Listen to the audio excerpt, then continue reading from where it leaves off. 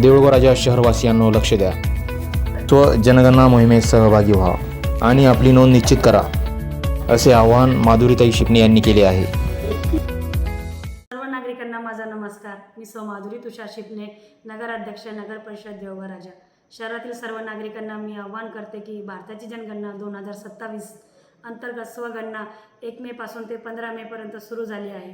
तरी शहरातील सर्व नागरिकांना आपली माहिती sc.census.government.in या वेबसाईटवर जाऊन भरावी.